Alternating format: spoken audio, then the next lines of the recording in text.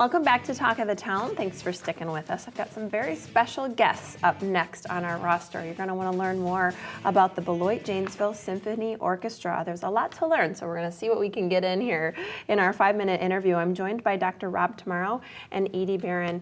Edie is the executive director and Rob, the music director and conductor. Thank you for being with us today. Thank you for having us, Jess. We have so much to get to, but before we jump in, I want to give viewers at home just a brief history of the Beloit Janesville Symphony Orchestra. Be happy to do that. The Beloit Janesville Symphony Orchestra is the professional symphony orchestra of southern Wisconsin, also extending into northern Illinois. We've been in operation for 65 years. I'm in my 19th year as music director. We've only had 3 conductors in 65 years, and we're all still alive. That's true. That's a key part of the information, but that is really impressive. Only 3 in 65 years. You must love it. Very much. I want to make sure we talk a little bit about this concert that you're having in early May. Tell us about this. We're doing Beethoven Symphony No. 9, and we're performing both in Beloit at the Beloit College, Eaton Chapel, and actually the Beloit Janesville Symphony Orchestra started on Beloit College campus 65 years ago. So we like to perform at the Eaton Chapel. That's the Saturday night concert. And Sunday afternoon we'll be at the Janesville Performing Arts Center, which is really quite a gem of a place in Janesville. And we're having brunch, and rumor has it that Beethoven will be joining us for brunch. Actually, Dr. Tomorrow will be giving a pre-concert talk at 1:15 entitled Beethoven, the First Rock Star.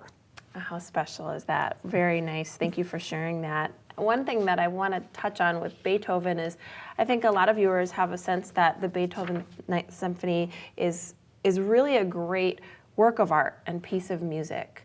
But what are your thoughts behind why? I think the most striking thing is that because of Beethoven's personality and his societal issues and the political issues of the time, it was very striking for him to write a piece in which a chorus comes on at the end of a symphony, which had never been done before. And the chorus starts singing about universal love and brotherhood among all peoples of the earth. And not in a church setting and not with any particular deity and not in any parochial sense, but it was a secular and spiritual cry for universal brotherhood. And it points the way to the 60s and the hippies and what they were talking about. So that's amazing about the piece.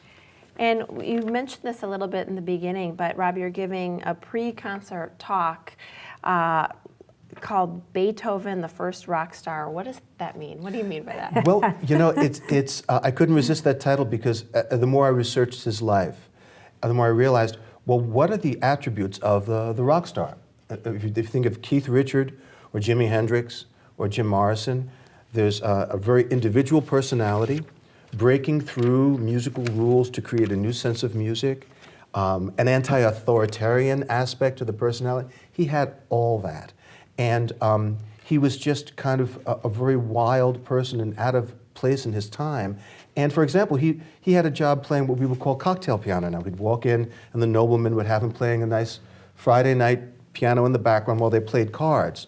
And one night he just was upset that nobody was listening to him, so he took both hands and banged them on the piano, and everybody dropped their cards, and he said, "Thank you, that's my performance for tonight." And he walked out. So, I mean, you could be thrown in jail at that time for doing stuff. So he was a rock star. He was a rock star who was going through some personal issues when he wrote this particular symphony.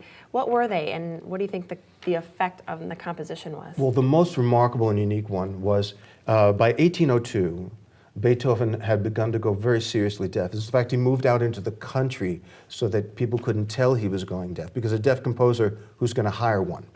By 1822, when he was writing this masterwork, he was stone deaf.